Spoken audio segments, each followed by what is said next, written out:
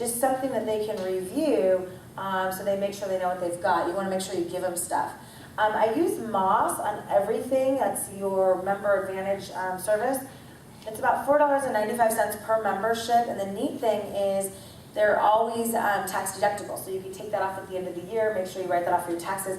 Big deal, because I used to pay for an assistant to follow up with a lot of my insurance things to the tune of $9, $10 an hour. Hello, this is so much cheaper than that. It's like $5 or $6 ever, one time, lifetime, out of your advanced commissions, and they're prayerfully following up with your members if they ever go into pre-cancel a few times in the first month. So definitely want to make sure that you're on that as well.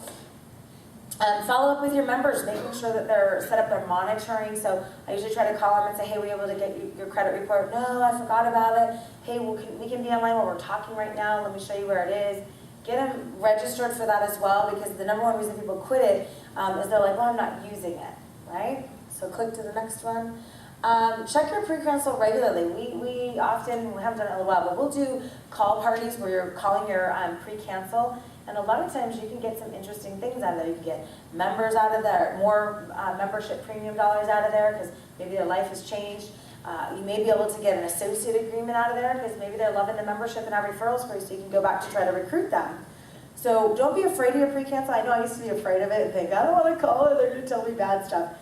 Most of the time, it's nothing bad, and you're not going to be able to save them all, I promise you.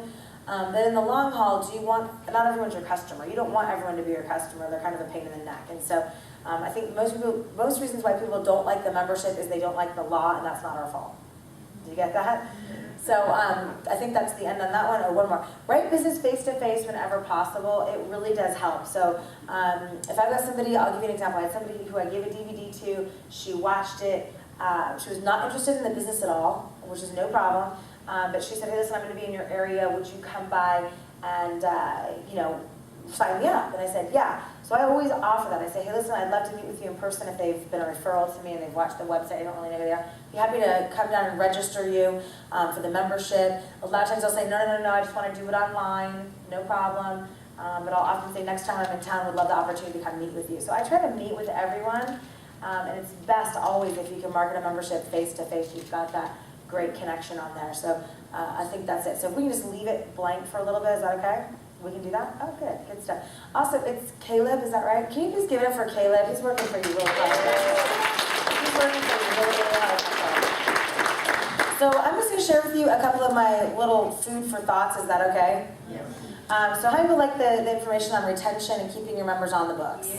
Because it doesn't do you any good to pack them in the front end if they're falling out the back end, which is the reason I hated my insurance business, because I would pack them in the front end and then they could go anywhere. There was no loyalty. I didn't own the socials. They could go anywhere. So as fast as I could pack them in the front end, they were falling out the back end, and I never saw true residual income, which is why I got involved in insurance in the first place, and I never really saw it. And it was so labor intensive per dollar, it was hardly even worth it, right? Here, at $5.95 a membership to have corporate follow up with them, I mean, it's just genius. And so this is truly the perfect business. And if I haven't sold you on that here from the first half, we talked about how people make money, that this is the best way to make money. If you haven't figured out now that it's very simple to make money, if you haven't figured out now that you want to keep on the books forever so you too can have a long-term passive residual income, and on average, it's about $800 per year as long as you maintain Players Club qualifications. Do you know this? Every single one of us that have now got residual income, whether they quit after 3 years, checked it out 8 years, it's always about the same. One of his executive directors he's talking about for 3 years was on Players Club, doing everything right, just there you go, boom. She quit within a year and a half, her debit balance came out, she was making anywhere from $2,500 to $3,000 a month passive residual income for work she did a year, almost 2 years ago. And so if you're Players Club, right, for every year that you're in the business, writing good business, it's about $800 in the back end that's waiting for you. And so it's incredible the power that you're able to put away. So for every dollar, it's about 35 cents that's put away for you on the back end.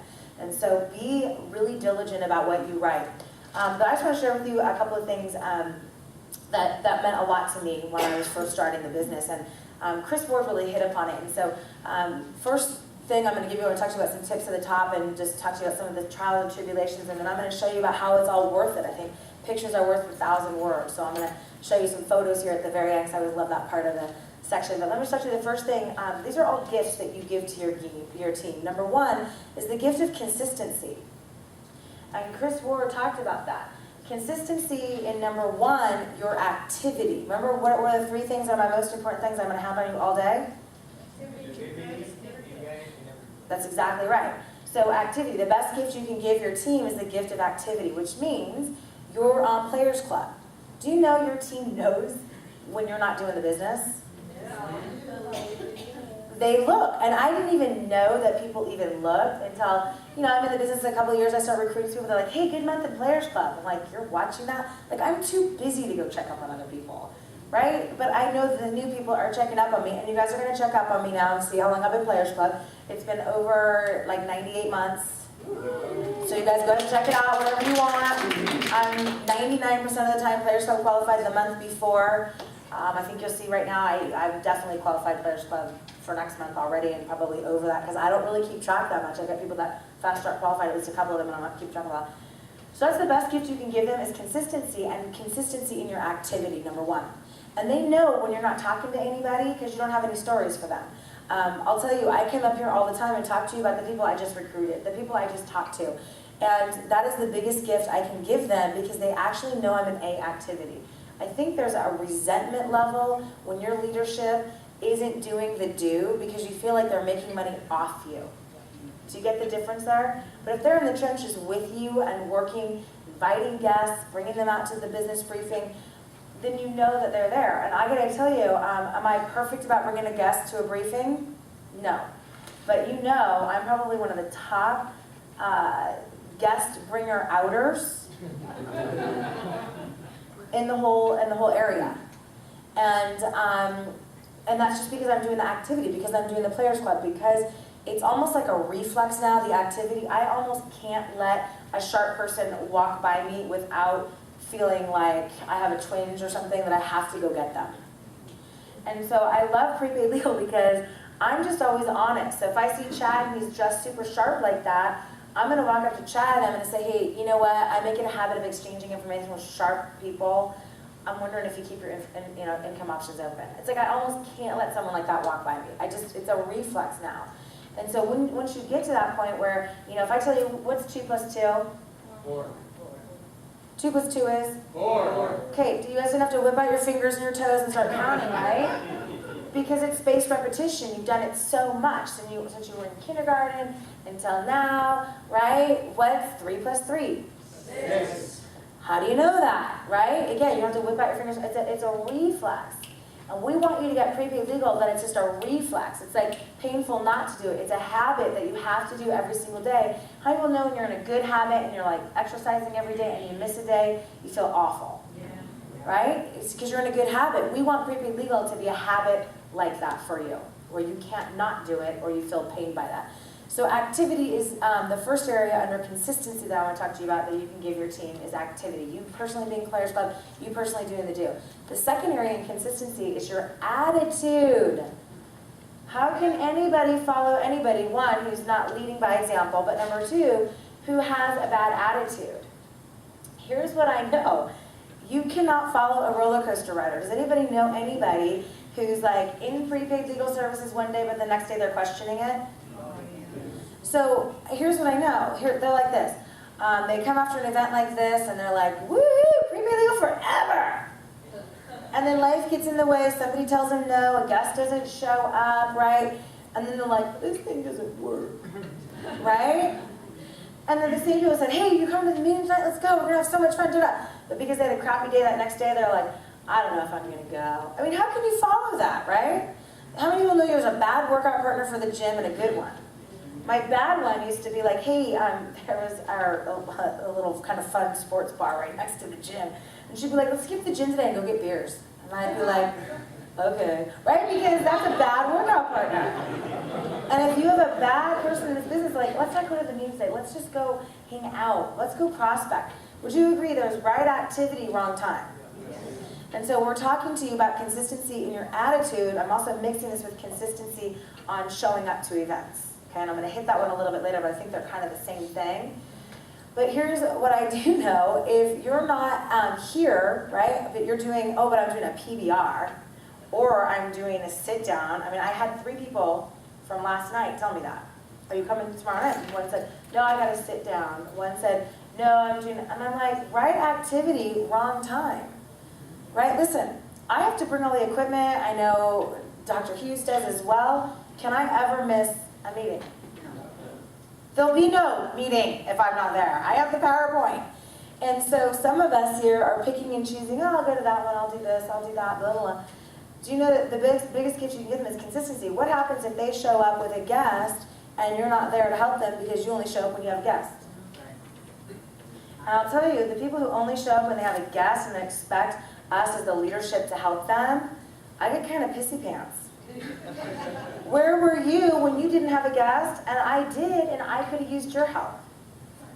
Right? This is a team sport. So I have the same challenge with executive directors. We've got one right now. Waltzes in right before the meeting starts, wants to take all the glory, not pick up anything, not do anything, leave it right as soon as it's over, go straight to the after event, not pick up anything.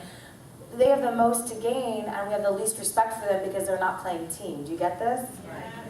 So the biggest gift you can give is consistency and showing up. Consistency in your attitude and not be a roller coaster rider, right? Consistency, how you get consistency in your attitude is personal development. If you're having a challenge, there's already been a book written about it, right? And I think it's funny. I try to read all these books. I'm like, oh, I gotta read all these books. And what do I end up doing? I end up rereading just a handful. I own all these books, but I just keep on rereading the same books. Like the one that I'm telling you about just right now, that What You Say When You Talk to Yourself. I mean, I'm like, oh, that book's so great. And I'm scanning my bookshelf. There's all these books I haven't read before. And I'm like, oh, but there's that book. I haven't read that book in like 4 years. I pull it out and I start to read it. So you don't need a lot of books. I think I thought you needed a lot of books. You only need about 10. And just put them on rotation, right? Read 10 books a year. Next year, reread them. You're a different person. But it's going to help you be even keeled. And so on the attitude thing, I'm going to encourage you to do a couple of things. Always speak well of everyone else whenever humanly possible, because you just never know who knows who and who knows what. And what I do know is you can tell a healthy briefing and a healthy training. When I crisscross the country, they have a lot of guests out at events, and they don't have time to talk crap. Does that make sense? Because they have new people, and you would never talk new people, you don't talk crap in front of new people. So I can tell when a briefing in an area of the country is kind of flatlining because they're all talking, no one's bringing guests. It's truly, you're either growing or you're declining. Do you know that? You could put 2 twins, you could put a Mike and a David on each end of a teeter-totter. They could be wearing the exact same thing, weighing the exact same thing, but here's what happens is there might be a little bit of a breeze, right? So Mike might go down, David might sneeze. It goes up like this, right? So there is no such thing as flatline. You're either going up or you're going down. It's as simple as that. And so really, think about it. Am I being a good association right now? Right? Am I being the person that people would want to be around? Am I being the person that people would want to bring things to? And if you're having a bad attitude, a lot of times it's because you're not bringing guests. How do you know the minute you have a guest, how does your attitude at the briefing? You're like, yes, I got it. I'm just sitting right up here because I got my guests. Come on over, my guests. Right? Your attitude is better. You walk better. And so there's nothing that won't cure a bad attitude than a guest. And here's what I do know is a healthy briefing is about 25% of the room is guests. Because we know statistically half of them will get started, half of them will stay with it, and half of those people will be here long term. And so can we just all make a commitment, just as a whole across the country, to just bring more guests? We did this really interesting thing. We asked all of our volunteers, listen, how many people did you invite to the briefing today? And I was flabbergasted at the numbers. Some people said 0. Do you realize if you don't invite anybody, that guaranteed nobody's going to show up? Is that true? Yes. And so I just want us to, I'm pretty transparent. I don't know if anyone's been hanging out with me for the last few days. I'm as transparent as it's going to get. And so I'm just going to ask you right now to write the number down. How many people did you invite this week to a business briefing? Write it down. How many people did you invite personally to the business briefing? Write it down. You may want to cover up your number because some of y'all might be embarrassed about it. How was your number? If you were your own boss, would you be fired? right? So if we all know we can do better, shouldn't we do